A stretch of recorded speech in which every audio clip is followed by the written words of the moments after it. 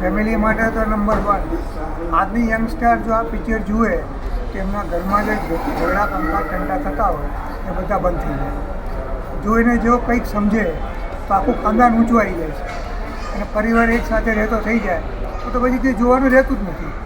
અંદી વધારે કંઈ કહેવાનું પણ રહેતું નથી. આખી મૂવી એટલી ઇમોશનલ અટેચ છે, એટલી લવેબલ છે, કેરિંગ છે અને એક મેસેજ આપે છે. એક સારો એવો મેસેજ જે અત્યારે ન્યુક્લિયર ફેમિલી થઈ રહ્યા છે એના માટે છે. ઇટ વોઝ વન્ડરફુલ અને રડાવી દીધા. It's was so emotional. બધાની એક્ટિંગ એકદમ કમેન્ડેબલ છે and we loved it. We believe કે rather than nuclear family, joint family જ અમારા માટે સારો સપોર્ટ છે. આજકાલની જે જનરેશન છે, આજકાલના જે બચ્ચા લોકો, છોકરી લોકો, છોકરાઓ, એ કોઈ મા બાપનું સાંભળતા નથી. જે છોકરાની મનમાં આવે એ જ કામ કરે છે. નો ડાઉટ, ભલે એની મરજીનું કામ કરે છે. એની મરજીનું કામ કરે વાંધો નહીં સર.